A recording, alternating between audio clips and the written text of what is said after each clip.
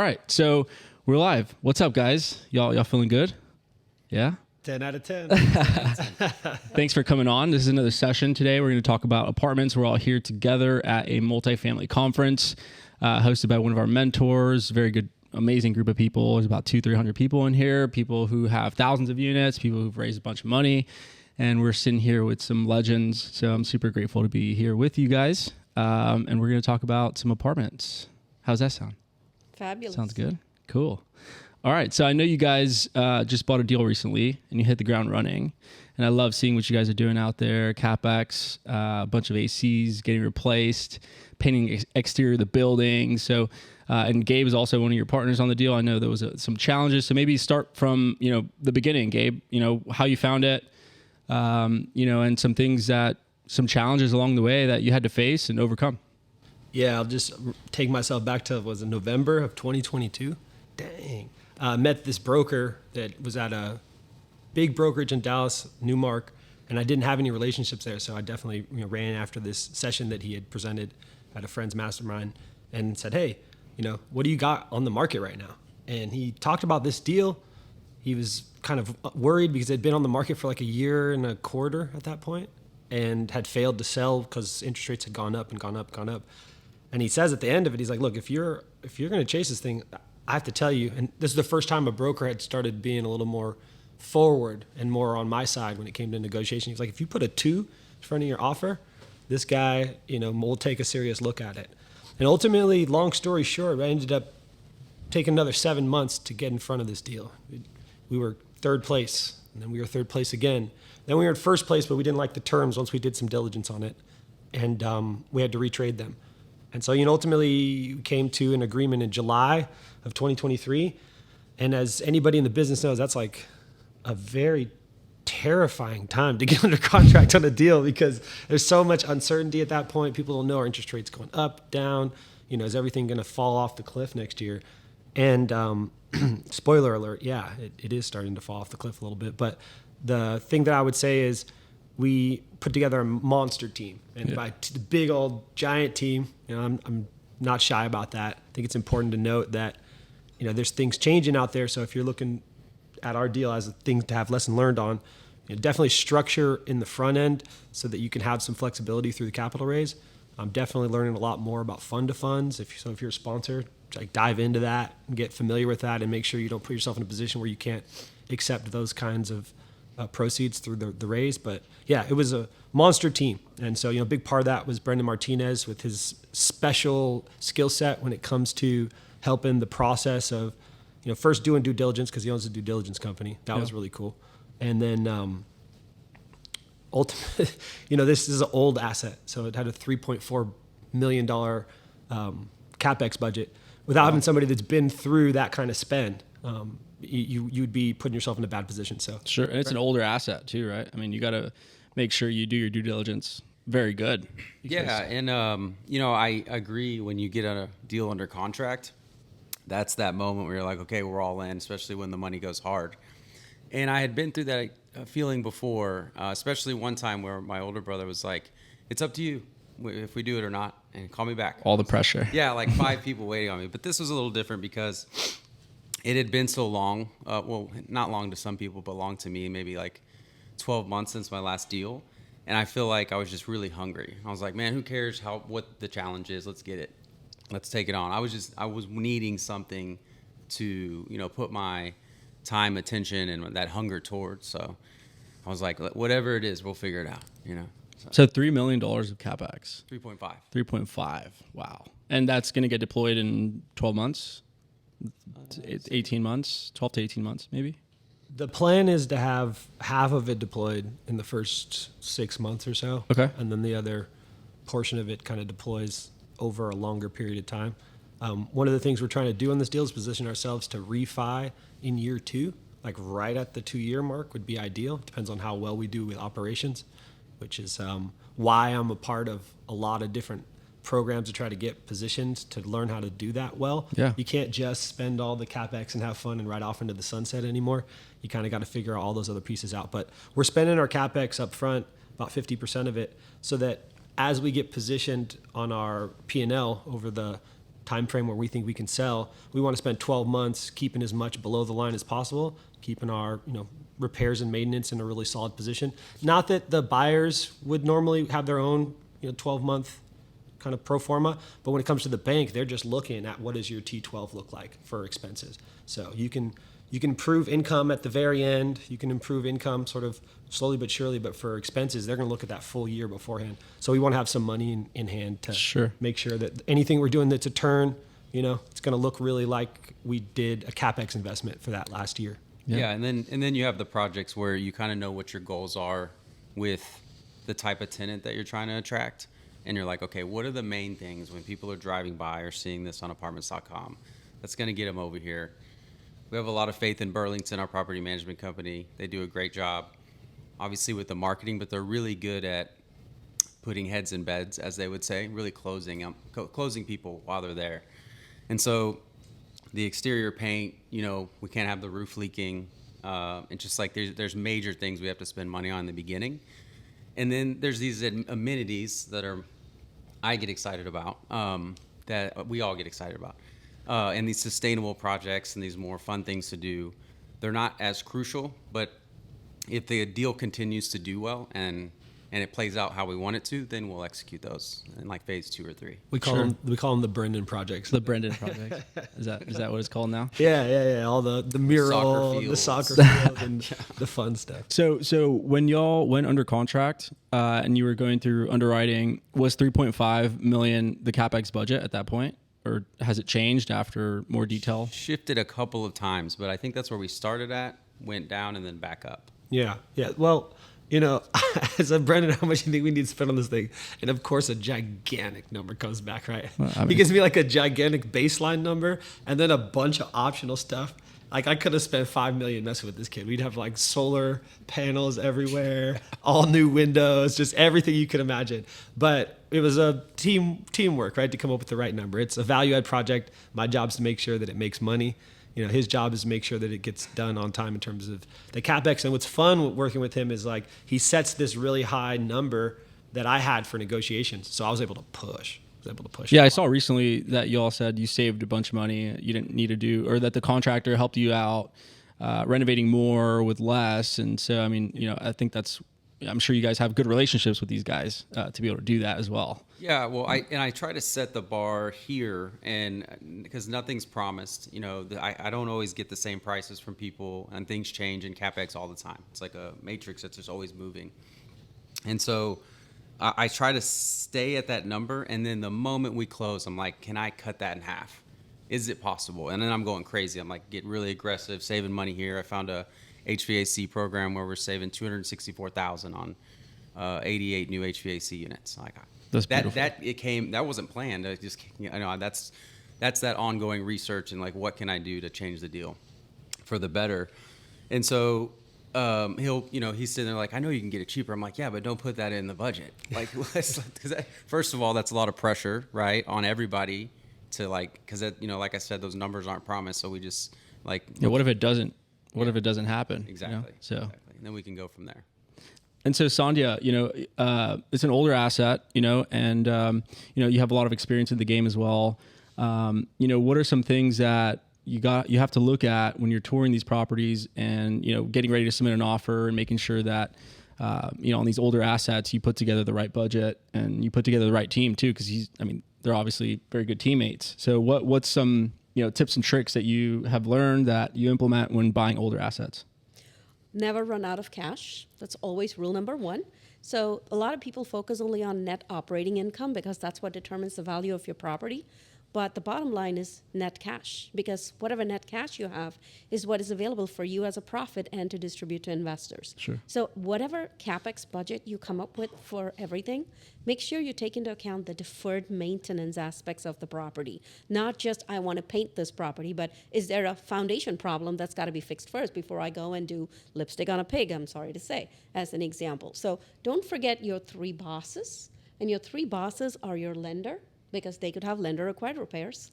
Your insurance company could require you to do certain changes to let's say the railings on a balcony, need to be 4 inches instead of 6 inches. There's a lot of little requirements, the height requirements, etc., on older properties to be compliant for them to insure you. So what may have been okay 3 years ago is not okay now. Sure. And then who's your other boss? The city code compliance. And that varies from city to city. I own properties in several different suburbs in the Dallas area, and those requirements are very different. So when you take a CapEx into account, it's not just your value add piece of it, it's also what your bosses want you to do.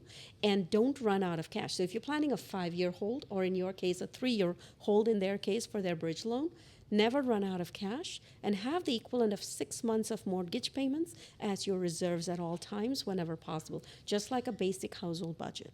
Wow. That's beautiful. Yeah. And so as far as, did y'all get a lot of that? A lot of lender required repairs and insurance required repairs on your deal? So far, no. They've been, we do have 1 or 2, but they haven't, like, you know how sometimes they can just, you're like, where did all this come from? Good example, Luna Vista in Fort Worth. Everything was clean all the way up, and then we closed, and then the lender was like, hey, you need to replace that entire retaining wall. Mm-hmm. I was like, it's like 10 foot high, 550 feet long. And I was like, this is like brand new. What?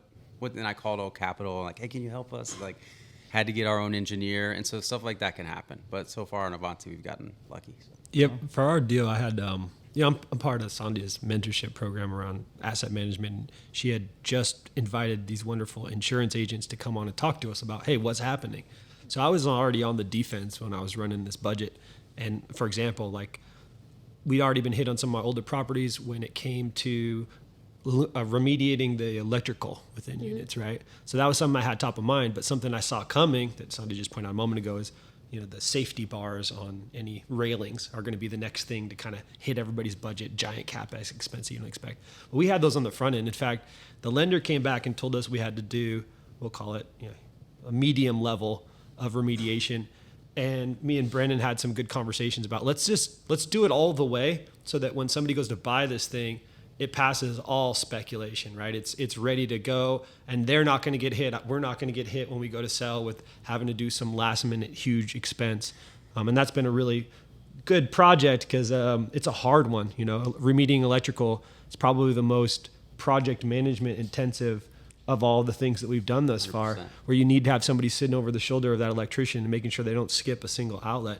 And that, that'll come back to bite if you don't do it, because you do an inspection and you get one shot at it and then you fail. Yeah, that's an interesting one, because every electrician comes in and they're like, hey, we can just do, there's already Kolar devices, so that's way cheaper, why don't we do that? And I say it like 3 times, and I'm like, no, we can't. And they're like, but it's up to code. And they're like, send this to the lender, this is code. I'm like, they don't care about code. This is their rules. And so we know that's going to happen when we go to sell, and then they're going to come back and want to retrade, or they're going to try to take our price down. And so it's not just about that, though. Let's think about the community, right? Like, do we want to fire at our property? I mean, if it's not done right and we have the budget for it, let's just knock it out because it's the right thing to do. Yeah. So. On these older assets, I have some that have those FPE panels. Oh, yeah, Federal Pacific. Federal Pacific. There's like an acronym. I can't remember the funny one where it's like something about burning them down, or like I don't know. There's an acronym, but these are things that people don't look at when they're buying these deals, and they overlook them. And there's motivated buyers out there that just want to buy a deal and don't look at those things, and that's why it's good to partner with experienced people like you guys.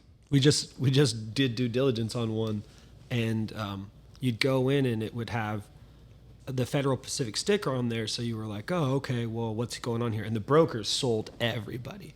They said, here's the receipts. Very aggressive. Here's the receipts. All these breakers have been changed out. It's just they didn't change the front end of the panel. And this was true. They weren't technically lying.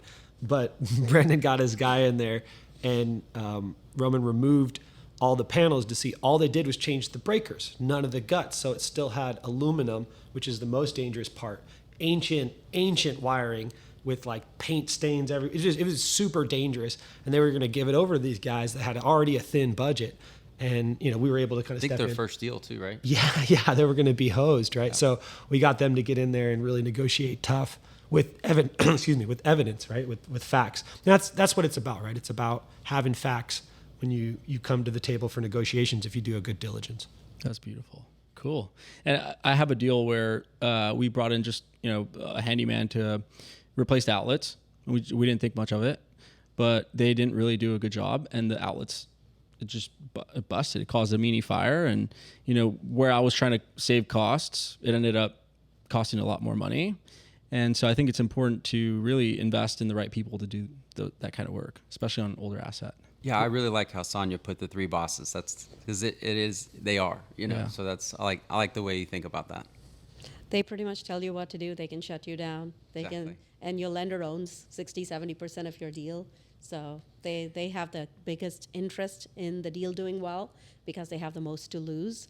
And so you just do whatever they say. And those lenders might be okay today with your property, but a year from today, something could change. They could do an annual inspection. They may not be okay with something, and you'd still have to spend a lot of CapEx that you may not have budgeted for. And today, the parking lot might be great, but in 2 years, while you're still holding the property, you might have to repair it. And parking lot repairs, as you know very well, can be pretty expensive. So that's why I say never run out of money. Have plenty of cash and space out all of your upgrades. And the biggest thing when you think of a CapEx project is, what is my payback period and what is my ROI? So a parking lot stripe or just to do reserved parking is your best ROI. Because how much does it cost to go to Home Depot and get a template and spray paint it? $15. Right? Versus you can charge anywhere from $20 to $50 for that spot. So that's a perfect example of a cheap CapEx. You could have a pet contest at your property, and you could get all the pets to declare themselves and have their photos. And now you just go back and say, hey, you forgot to tell me about, Sparky out there. I didn't So I'm think of going to that. charge you for it. That's and cool. here's your upfront pet fee, and here's your monthly, pet bill That's that you cool. got to I'ma tell me, do right? that. So little things like that, great ROI, right? You barely do anything and you get an ROI. And then instead you go and spend $25K to upgrade an interior to look like a fancy Hyatt, and you're going to get a $300 rent bump. What's your payback period? Forever. Because you're going to get $3,600 a year. Where's $20K? It's going to take you forever, longer than your hold period. So always look at your ROI and payback period whenever you plan any CapEx project. Oh, that's really good. Yeah. So asset management, I believe everyone in here, let's talk asset management. Yeah, I think some important stuff that's what we do. Our job is to go in there and make sure everything's running according to plan and make sure we're maximizing and, ROI and making sure the team is working properly and, show up unannounced sometimes and go and see, sometimes I've showed up to my properties and there's clutter, there's boxes, Amazon boxes in the leasing office. And, it just looks like a storage. And we have a storage. Like what, go put the stuff in. This is where people are walking in and sometimes it smells like sweat. It's like put the little Febreze things in the corner. Like there's little things, right? And so I show up unannounced sometimes and I point these things out. And that's our role as asset managers, right? And what are some things? I guess I'll start with Brandon. We'll kind of go around the room, but what are 2 or 3 things that you feel people need to do properly and need to focus on when it comes to asset management to make sure that the ROI is there on the building. Your job is to increase the value. So, what are some things that you've learned along the way? Yeah, so I've had a sort of a unique role because I'm usually the boots on the ground, focusing on CapEx and ongoing deferred maintenance, and so I'm there more often than the typical lead asset manager like Gabe. Maybe in the first 60 days, Gabe's there from like 5 a.m. to 10 p.m. But so 5 a.m. Yeah, so I try to just support the property management company. Like I know what their priorities are, and I try to see what the small little tasks that are getting in their way, or I can try and sense when they're getting stressed out about something, or like the HVAC project stressing out Tanisha, having to talk to the tenants every day. But so I try to just see what ways I can support them there at the property, or bring in an extra floating maintenance guy, and then really communicate with them and make sure that they know we're all on the same team. That's only possible because usually, we have our weekly status calls on Zoom. Usually there's like an enforcer. And I'm not saying they're mean or they talk down or anything, but there's a good cop, bad cop in a way. And so, that's Gabe, right? And then he's talking like, hey, where are we at? Asking Misha, hey, where are we at with these numbers and these numbers? And so I try to be the support piece. They enforce the expectations of our business plan. So that's kind of how I see it. Yeah, I'm going to be brief because I want to hear what Sandhya has to say. Even though I get to hear quite a bit of it. We'll save the best for last. Yeah, exactly. We always get a bunch of gems from Sandhya in terms of asset management. But you're good too. You're we're killer. getting there. Yeah, and I good. think it's because there's a dozen. I've seen it done a dozen ways. I'm sure there's 1,000 ways to do it. And I think one key piece, I'll give Brendan credit for this, pushing me on it, is there is one way you can do it where you don't try to do everything yourself. There should be one leader on every deal. I've seen 3 smart people be way worse off on a deal than one because you've got 50K employees running this multi-million-dollar business and they don't know which owner to listen to. So I think asset management should be done from, one head to chop. And so I think, it just depends on the deal. Sometimes that's me. On other deals, it's not me. And those ones where there's one leader tend to outperform the others. But in doing that, you got to try to let go of some things. And I think a good example is like CapEx, right? So for me, I love that work. I used to flip houses.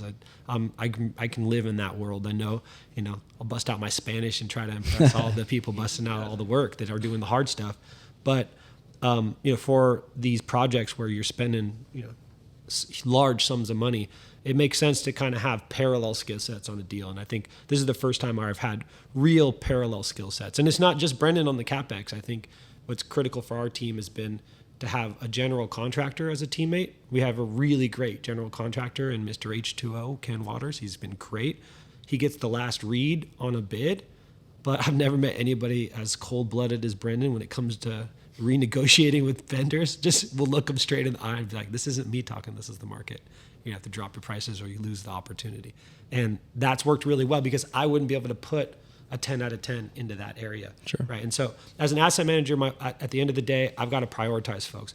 If I do have people running in parallel lanes, at the end of the day, it needs to go through me because their priority isn't necessarily the deal's priority. And so I'll leave it with that. I think in asset management, you got to have one head to chop. It's the easiest way to do it. And that person's job is just prioritization. It's really where do we focus? And a lot of times it is in the small stuff, like you were talking about, Adrian, because you set that tone of we don't let stuff fall through the cracks. Correct. And then sometimes you got to say, hey, look, there's a lot of small stuff right now, but we're in, 2 weeks in and our manager is stressed and about to quit. Like stop with the sending out notices and trying to do this HVAC program. Like let's make sure she stays on board and she feels supported, and let's take her out to lunch and sit down and eat with her and like make her feel good instead of trying to go. And then we'll go next week, Sandhya. What's up?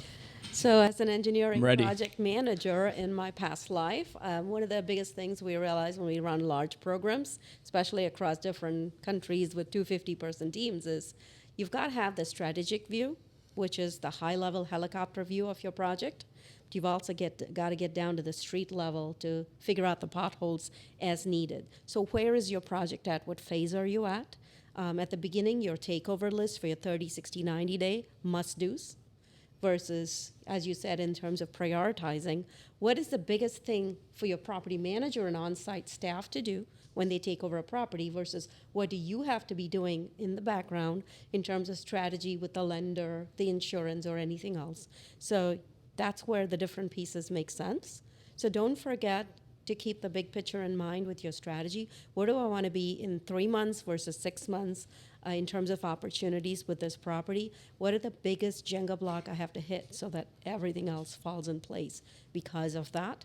And then you'll have different individuals who can attack every little pothole along the way. That's awesome. Yeah. And I think you also have to be ready to adjust, right? I mean, sometimes we have, plans, 30, 60, 90-day plans, but something happens and, we have to do this first and put this on back burner. So, I mean, also being willing to adjust and work as a team to kind of all agree, right? To change things up. I know you guys had a big leak in the beginning when you took over, right? Y'all weren't expecting that. A big leak. Yeah. No, dude, there was leaks everywhere. Oh, leaks everywhere. Yeah. And y'all weren't expecting that, coming in. No, we to that extent. I was. He was. That was great. I was like, looked at my budget. I was like, this is a healthy budget. Well, let's go handle it. Spend the money. Don't worry about it. Got it done. Now it's quiet. No more. Then he won't let me spend it. For He'll now. be like, well, we're still going to bid this out. And then when we get it back, we're going to tell that guy to get that guy's price. And then he can have to work. But it worked out really well. We actually got lucky in terms of like the key piece of an older property, which is plumbing. All the stuff you can't see. Sure. Because we had 2 due diligence teams. We had a third-party one, and then we had Brennan's. So we got to see it as many times as we needed to during a window. He kept going back every time anybody would want to see the property or tour the property, or we'd have some conversations on the property. We're like, oh, can I bring some vendors? And then it would just be an army of people that the listing broker kept going like, geez. And it's just been interesting. We had a lot of work to do, but it's important to have done the strategic planning that Sandhya was talking about on the front end, so it doesn't feel stressful. And you got to have that money she was talking about as well. That was another big thing that I got coached up on. It was like, come in well funded. Everybody that I respect in the game was like, make sure you overraise. Overraise. We were talking about that yesterday. Stop. Don't stop. Just come with it. And then at the end of the day, you sleep so much better and you make better decisions, actually. And I think about it that way. You're not making last minute decisions with how do I rob Peter to pay Paul. You're just like, all right, make the right decision here in terms of time and money. Yeah. Yeah, we're having a lot of fun, which is, other groups we have, like, sometimes we have fun, but it seems like every day, that 10 out of 10 attitude and like the humor and the jokes are there. And I think that's important, especially in the beginning. Yeah. Because there's just so much to do. It's got to be something you look forward to, not that you're dreading. Yeah. And we have a 1960s property here in Garland, for which we also realized we had a lot of plumbing issues. Luckily, it was pier and beam, and so we're having our on-site maintenance staff, who's very experienced, actually redoing all the lines. And for You save a lot of money. Yeah, it was tremendous upgrade, and so for that reason, we won Property of the Year award by the property management company and stuff. So Nice. there's a lot of creative solutions when you have strong CapEx teams who can look at your entire property and say, this is what we need to do. Let's do it right from the beginning, so that we don't run into these leaks, as an example, year after year after year coming from the same building. Because especially our property in Garland is all bills paid, so those leaks are going to cost us a lot of money if we don't take care of it pretty soon. Yeah. And so that's where the strategic approach comes into play. That was on a bridge loan deal that we had to refi this year. And so we had some targets, both from our lender broker who underwrites the deal, as well as the listing broker, to say, why is your water bill so high? Or why is your other income so low? Or why is your cable internet revenue not picking up? So when you have targets like that from the outside people looking into your deal, then that's what you work towards as an asset manager, to say, how do I achieve those financial targets? So in a difficult time, our acquisition was March 2022, a lot of people overpaid for their properties. So getting out of a bridge loan as a cash out is a pretty big deal. And so we were able to do that only because we had these targets at a strategic level that we could work towards as financial targets and incentivize your on-site team. So for example, one of the targets I have for my team is, if you get a 96, you get $500. So 96% occupancy and 96% collected of what we bill you. If you're able to collect every month that you do that, $500. So right there, you could give yourself a $6,000 raise, which is typically like 10%. Yeah. Just by from when? Do you have it by a certain date every of the 30 month? days. Like every By month. the end of the month? Every month. Every month, if you're 96% collected of what is billed and you are 96% occupied, here's $500. And so it's the entire team also works together. So Sure. for you to get 96% occupancy, you need retention. How do you get retention? From doing a great job with your maintenance team of servicing those work orders. Yeah. So again, the lead, who's your property manager, has to be very strong leader to put the maintenance team together, motivate them, and balance out make ready versus work orders to promote the retention and have your unit turns done in time, so your occupancy stays at that number. That's really good. And the $500, do you just pay the manager, or do you pay everyone individually on the team?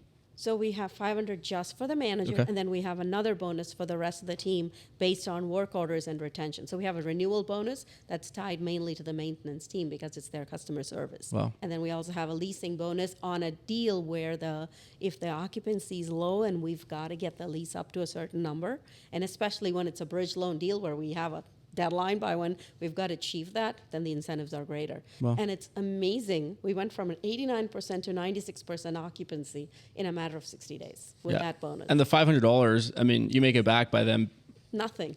It's by them nothing. being at 96, you know? That's right. I probably got to step my game up because mine's 350. Same thing, 90% occupied, 90% collected. So I probably need to bump that up a little bit by the 23rd of the month. Yeah, it's 96 for that month, and it cannot be prepaids for the next month, et cetera. It has to be actually for that month collected. Okay. Or if somebody was delinquent and you got a check for 3 months' worth, we'll only take a third of that for that 1 month. It's basically every resident, right? You can't collect 2 months of payment for one resident and call it towards your monthly collections. Yeah. That's not going to work. Wow. Yeah.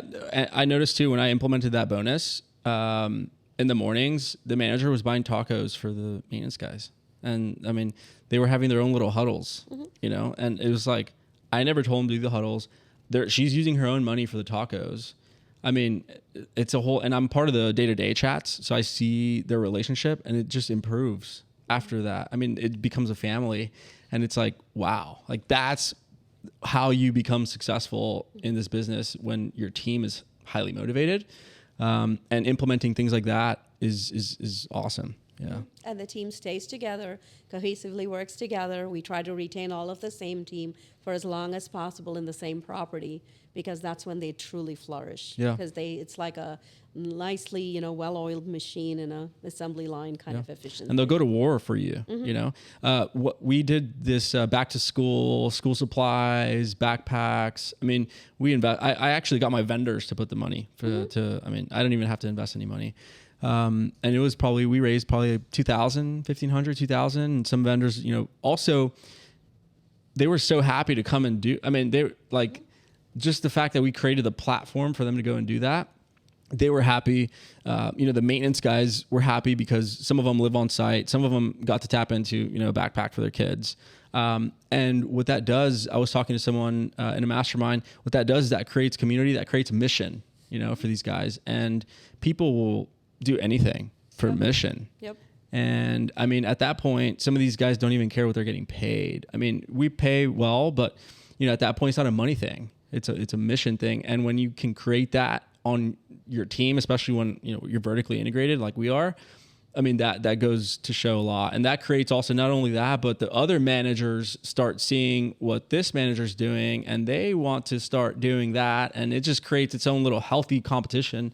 And I think that's a huge part of why we're at 94% occupied and 92% collected across 1,000 units. And so, I mean, that's what people don't see, and that's what people don't hear, and that's what people don't. I mean, it's all buy deals, raise money. It's definitely philosophical. Yeah. It's not strategic even. It's philosophical, and I think it starts with the philosophy of the asset manager, because there's a lot of people that set the bar at your investors and returns. And that is fine, but it should actually be a byproduct. In our company, in Craft Capital Investments, and all the deals that I do, it's about setting a philosophy around, do you care about these residents and the people that work there? And everything seems to feed really well off of that. If you set that as your philosophy, hey, this place is going to be an amazing place to work, and it's going to be an amazing place to work because the goal here is to take a place that these people are setting the bar of expectations for their well-being in life and their shelter way lower, and you're going to bring that up. And when you bring it up, you fill the place up, and then people will literally pull you aside and be like, I see what you're doing here. I will be willing to pay more to live here now, or I'm going to unbox my stuff and stop bouncing around. It's a big, important part of how to do well in this business is the philosophy behind why you're doing it. It was a time where you could be about the money. I think you have to be about the performance. And to be about performance, you have to be about the end goal of improving people's lives. Sure. And I think on the flip side of this, there's also people, I've gone through people, managers, assistant managers, maintenance guys even, that are rotten apples to the other team. You also have to, as an asset manager, I'm pretty sure, you guys are also going to preach that you have to go and check out the property and ask how they're feeling and how they're doing, because I had an experience with one bad assistant manager. She was creating, conflicts between the maintenance guy and the other guy. She was talking crap. Like, she would pretend that she loves the person and then close the door and then start talking bad about her. It was a lot of toxicity going on the building, and it was a 200 unit. It's the deal we're on. And I showed up and I saw that. Next day I called the regional. Stop! This has got to stop now. I don't know how long this has been going on, but I caught it and I felt it. And if I feel it, the tenants are going to feel it. The vendors are going to feel it, and it's just going to be a toxic trait. And so, as an asset manager for a large apartment building, $20 million building, we have to catch those things. And just as much as we want to create the community, we also have to remove the bad apples from the groups, because they can ruin it. One of the things I do, like as the PTA mom heart in me, back in 2020 when we had COVID happen, we couldn't do some of the resident activities we had normally planned for it. So we put goodie bags together with hard to find things like toilet paper, sanitizer, etc., and left it in people's doors, and that created such a community. And then when several people lost their jobs, we had this outdoor area where we had our leasing manager sit 6 foot apart from these residents and help them apply for assistance because they didn't themselves know how to do that. So that property was the one that was such a home run. We sold it to one of your partners, Sean Griffith, actually.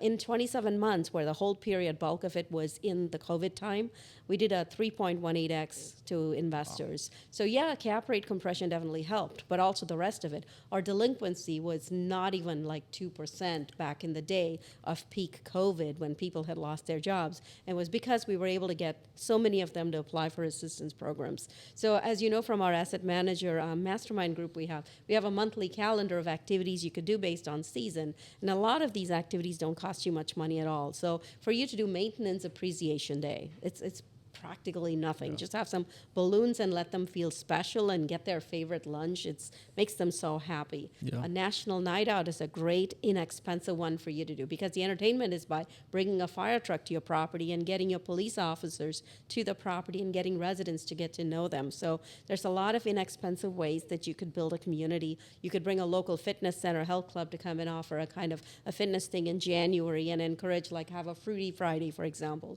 is one of the things we like to do. So instead of doing donuts, we try to do fruits and other healthy options. Yeah. But resident activities is what really builds a community. And for me, it comes from having moved to this country and lived in a C-class property with $8 a week was my food budget. And I went to an expensive school here, SMU, filled with, Porsches and Mercedes.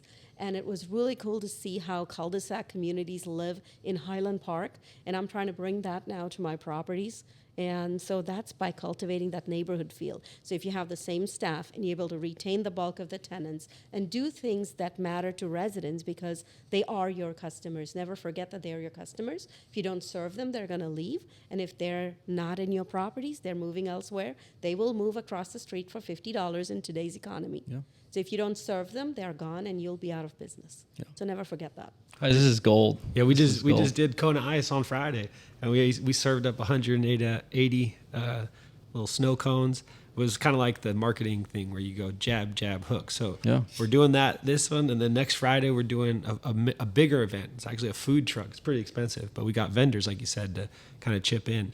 And at that event, we're going to have an opportunity for the folks to, for the first time, sort of give us feedback on what they want and get some experience from them of what they'd want to see changed as we continue to deliver on the things we're supposed to deliver. The first thing they interacted with us is we went door to door when we took over and, hey, what maintenance requests did you put in with this other company that nobody serviced? And then try to get those done in a couple of days. And again, it's never going to be perfect, but you try to get that done ASAP pronto. Sure. What's cool about Brendan is he's got this army of maintenance people that we can put on teams for, a week or two or a month if we need to, like we have at Avanti. So you can be Just to knock it all out. Yeah, to knock quickly. it all out quick. Yeah. So we just came in swinging. They did 145 work orders in 3 weeks when we first took over. And that also puts less pressure on the manager too, right? I mean, you also got to take that into consideration as well. Gabe's a natural too. He's been rubbing off on me, and whenever you go to a property, you have to kind of balance, like when people approach you, especially you're taking over a property that was undermanaged. Everybody has something to say, and they can't wait to find the person that say, "Are you the owner?" Yeah. And so I've seen it, that response a million different ways from other GPs, just kind of like when I was, they were mentoring me. And so I kind of learned to not get too into detail with them, like, listen to them, make sure I report it to the property manager, show concern and be like, oh, yes, but you don't want to get into this full-fledged conversation. He'll be there forever. However, this guy, like I said, he's a natural. And like, as we're walking the property, like every 5 minutes, I'm like, where did Gabe go? And then I go find him. He's in somebody's unit.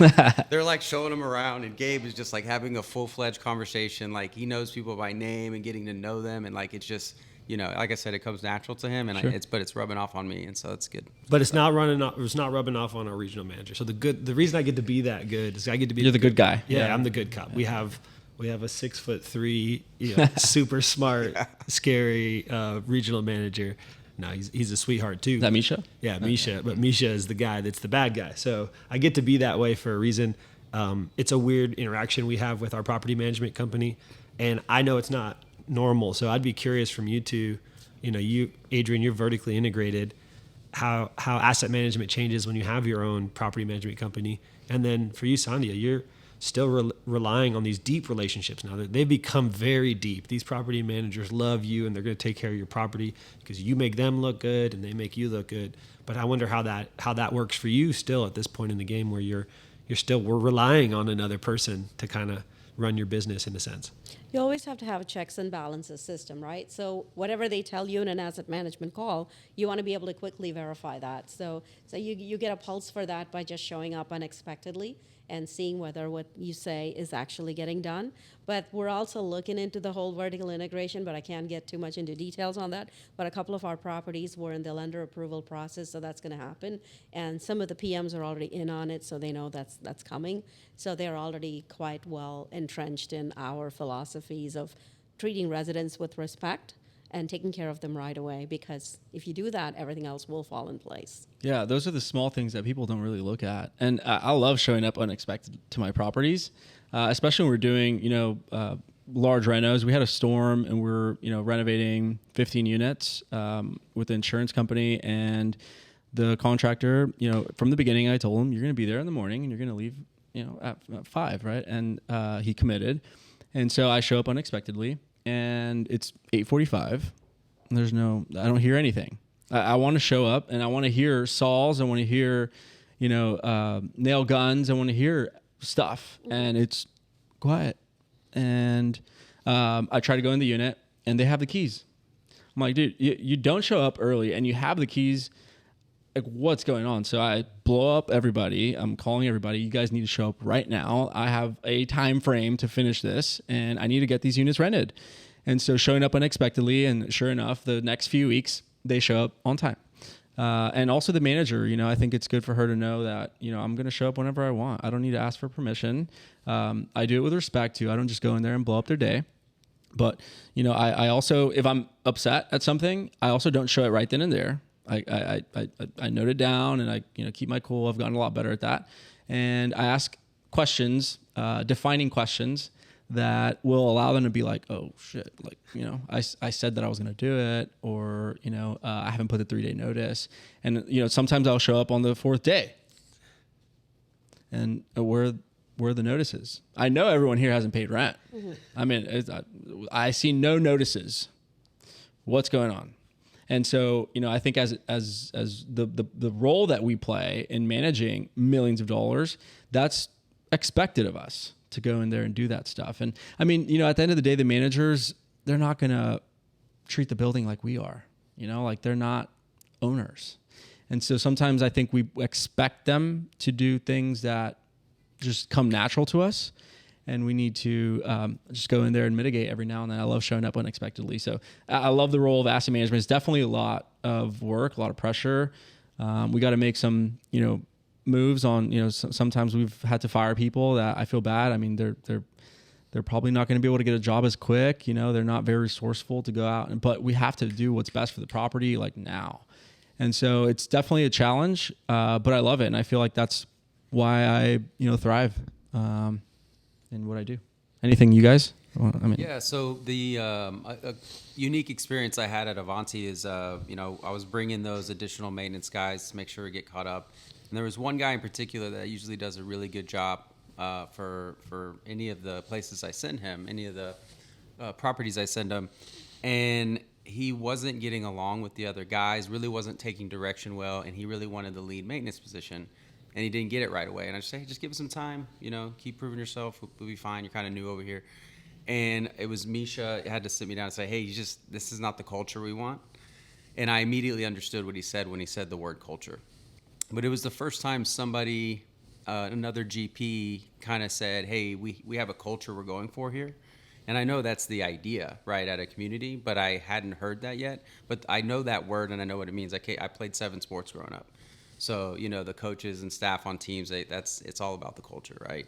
And so as much as I love the guy, it was really hard to have that conversation with him, and I tried to get him at another property. But it was easy because I knew I was almost proud that we cared that much. Like, okay, 2 guys aren't getting along, but he's a good worker. Doesn't matter. He's out. So, yeah, it's crazy. A lot of times we're disconnected from that part of it. We're using a third-party property management company, or maybe we're using the excuse of like, I'm just an asset manager. I need to stay executive and stay out of the weeds. And I don't think that's getting people very far right now. I think operations are terrible across the board because people aren't there to see that this is a contact sport. And so for me, I've taken that pretty seriously. I got $500,000 of my sister's money in this deal. I got a bunch of my money in this deal, and I care a lot about the outcome. But even if that wasn't the case, you get a fiduciary responsibility. 100%. So there's no doing this from just behind a computer screen. I do want to acknowledge, though, Sandhya is really good at sharing tips and tricks for when you're maybe not able to, because maybe you picked up a lot of stuff in a lot of different markets. And so, I've been watching her coach people that's no excuse for not still being hands-on. Yep. You don't have to necessarily be the boots on the ground to be hands-on. There's secret shopper tools that you can use. There's project managers you could hire. There's a trip every now and again you could take and still execute the same thing. And it's just been fun to watch that it is sort of limitless then, because I'm starting to feel a little bit confined to Dallas-Fort Worth. I live here, and that's where I buy. If I partner with somebody, they're going to have to be the best of the best boots on the ground in that market, like when we partnered together in San Antonio. And so, I think I'm starting to learn a little bit more and shift and see how you could be a little more executive as you scale and not necessarily have to be as hands-on. But if people are just getting started, man, I think this is the right kind of thing to be doing. That's how you learn. Yeah. And I also feel that, it's a 5-year project. I feel like, sometimes people show up first year a lot, second year, third year, they started going less and fourth. And, I own deals. I have 4 years on some deals, and I still go. I still go and show up. Maybe not as much as in the beginning, but I still go. And I feel like people kind of slow down once it gets past the second, third year. And those are the most important ones because you're going to exit soon. So I think you need to make sure that everything is flowing smoothly. That's awesome. That's really cool. Another thing that we do is for our maintenance guys, their birthdays, their birthday cakes. We celebrate, their birthdays, and some of our maintenance guys have told tenants that, hey, no one's bought me a birthday cake in, years. And so the tenant also feels that, emotion and also likes to live there even more because of that. And I mean, there's little things that people don't talk about, that really make it successful. And I think whether you're in year 2, 3, or 4 of your hold period, the most important thing again is, did you go back and redo your underwriting based on your new budget for, let's say, 2024 or 2025? How does it match up now? Because a lot of people do all of their upfront due diligence and underwriting and forget about that spreadsheet. That's just an archive now, somewhere like a nice little, piece of history somewhere. No, you got to re-underwrite your deal every 12 months because your insurance has changed, your taxes have gone up. Did your rents and other income really keep up? So what do you have to do if some of those expenses were much higher than what you initially budgeted, so that you can still get back to that same number for your distributions, for your returns, and for positioning for your exit? I mean, begin with the exit in mind. So what if now was the opportune time to sell? Is your property positioned? Or, oh no, now that we're thinking of a sale, I need another 6 months to sort of get my property ready to position for that sale. So anytime you finish your CapEx and you're at about the year 2 mark, you should be really thinking, when is the optimum time for me to sell? Rather than just, let me just be in steady state and kind of float and wait for the economy. What if now is the time that you get that perfect offer? Your broker has a 1031 buyer who needs a property, and they're willing to offer the price that's going to exceed your IRR to investors. Are you ready and positioned to sell? So always keep those monthly targets in mind, and therefore, if you fall off the cliff on some numbers, as you look at your monthly income statements and your financial audits, go back and be that diligent asset manager who visits the properties again. Make sure you have an app with camera so you always know when people are showing up. It's a Friday afternoon at 3:30 p.m. Is anybody still in the office, or is it pretty much closed? Looks like everybody has gone on vacation. Are they supposed to show up on certain Saturdays, like around the beginning of the month? What else is planned? So make sure you have exterior lights that are phenomenal, so it's always lit up, so you avoid any kind of mischief. You always have cameras everywhere. If those cameras don't work, why are they not working? You need to be able to see things, because just when a crime happens is when the camera was not functional, So you don't want things like that. So you always have your remote operations still in place, but then be ready to dive into that pothole as needed, regardless of year of operations. Yeah, 100%. Yeah. One thing that I started doing is you talk about going back and doing the underwriting again, and really just going back and seeing how the deal's operating again, and seeing where you can maximize certain things. And I bring my team in those meetings. Recently, I was like, there's our occupancy's high. It's a good property. It's clean. Market. I audited online to see if the units are being posted online and how they're being marketed and stuff. And everything was being marketed, and there was an economic loss issue. There was bad debt, a lot of bad debt. There was a lot of loss to lease, loss to gain as well. That difference between your market value and concessions, right? So those things my manager didn't really understand that. So I called my partner. I was like, hey, I'm gonna have an emergency meeting with all the managers and explain to them economic loss and how that works. And I called the meeting, conference room, and I went one by one. What does this mean? How can we improve this? And they all didn't really understand how that worked and what really that meant. And sure enough, it's getting a lot better now. They didn't know what it meant. Lost the lease. You move in on the 15th, you lost 15 days of rent.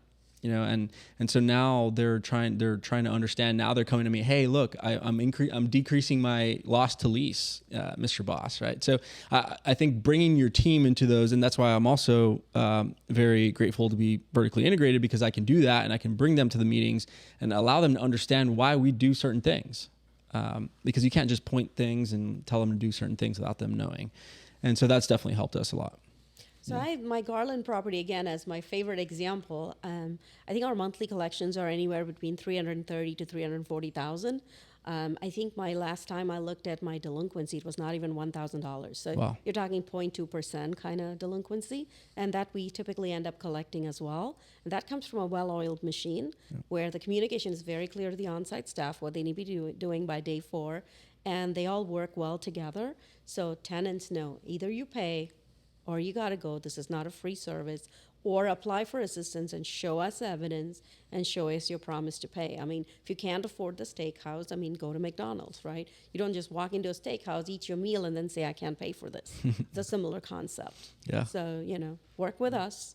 And our second property in Carrollton is also doing extremely well for that reason. So I haven't felt a big need or push to vertically integrate those properties, but we have certain others where the partners are talking about it and getting approvals through the lender. So I really think it depends on where you are and how that helps you, because at one point vertical integration was extremely important to get private equity, but now you're seeing the level of control that private equity wants. And so I find it easier if I manage the construction project and those budgets, because that's where really a lot of spending happens, but not worry so much about the back office, which is basically HR, payroll, some of the benefits, and then the accounting and the software. So I haven't taken that piece of it, but I pretty closely control my construction projects, and so far it's been pretty good. That's good. I know you guys are working on getting vertically integrated in the future, or some sort of hybrid. Yeah. Why do you want to do that? I'm very interested in having wonderful outcomes, and I just see a link between that and having control of your deal. If you give that to some third party, I saw my buddies rely and just say, oh, you just give it to a third party and you check in once a week, and then it's once every 2 weeks, and then it's once a month, and then it's great. And that's not how it played out for anybody over the last 5 years. So yeah, it's about diminishing the risk or taking on the responsibility. Plus, I got some great teammates that I feel like we could fit into those roles. And then lastly, I was on a call, and Sandhya's mastermind, and we had Arlene Garza, who has vertically integrated and been really successful in San Antonio, one of the markets you play in.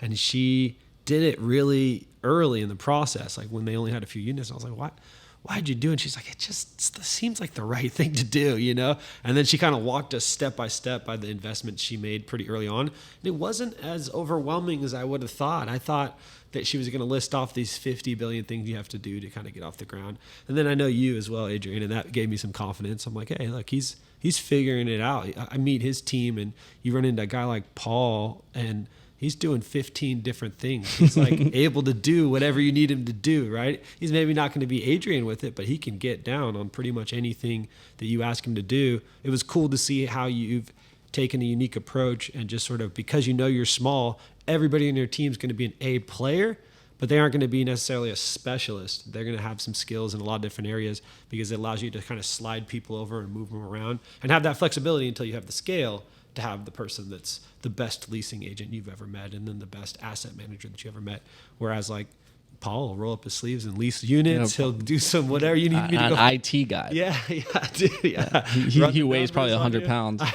I know. He'll be a security guard at your asset if you want him to be. I'm sure he'd walk around. He'll do with a anything. uniform on. No, die-hard players. Yeah, and back to when you were saying like after year 2 or 3 and people kind of let off the gas, I think that, and y'all are talking vertical integration, and I think that's why I try to give people the option when they're asking me for advice on like CapEx stuff. I'm like, maybe partner with somebody that is a CapEx specialist or has good experience or has shown that they can do that well, instead of hiring a third-party general contractor, because when your major projects are done and they've collected their 20 to 50% profit margin, they're out of there. I mean, they're running a business with like 50 other clients. They might even do single family too. So like your deal is just like nothing to them. I mean, it matters to them in the moment, but that deferred maintenance and those random emergencies that pop up between year 2 and 5, or randomly when you need to be ready to sell, the property needs to be in disposition shape.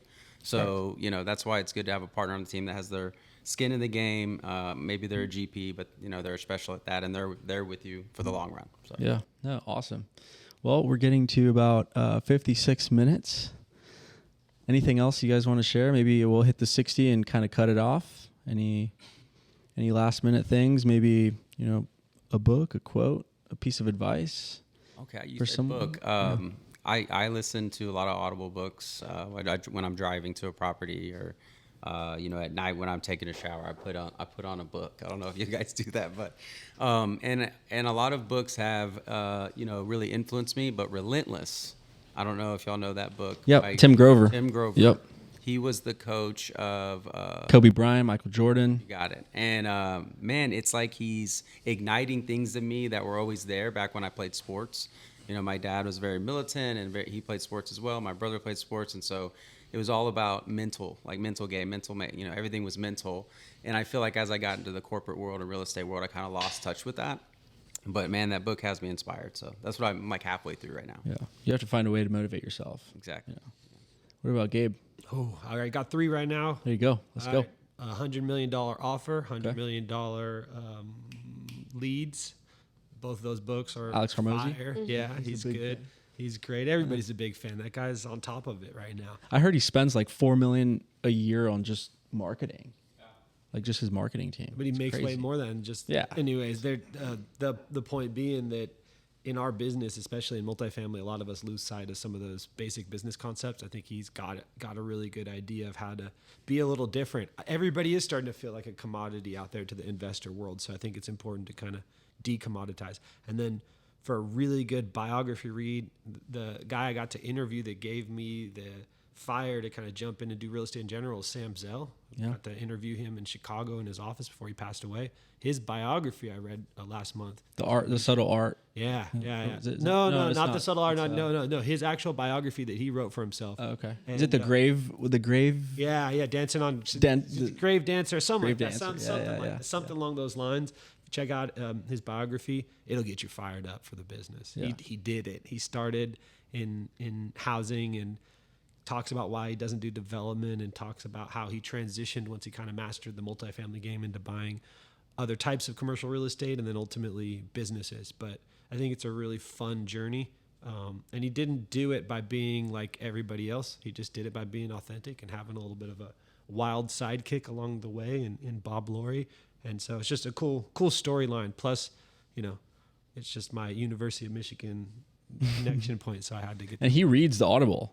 Yeah, He reads it himself. I think he does. So I think for that one, yeah. His book is "Am I Being Too Subtle?" Am I being too subtle? That's Yeah. right. Correct. Yeah. Yeah, and he reads it himself. His He has an interesting voice, but His nickname was the Grave Dancer. I Grave just Dancer. read it. I just read it. I didn't listen to it, but it flew by for me because it felt like what we were doing. What we're doing right now. So it felt grave dancing. Sandhya? And I like a less known book, Next Level Your Life. Okay. It's full of short stories where each chapter is written by somebody who inspires me. And there are a lot of people I've actually personally met. But Robert Helms has a chapter, Simon Bailey has a chapter, Navy SEAL has a chapter, and I have a chapter. So, of course, I'm going to promote Next Level Your Life to 100%. truly next level your life.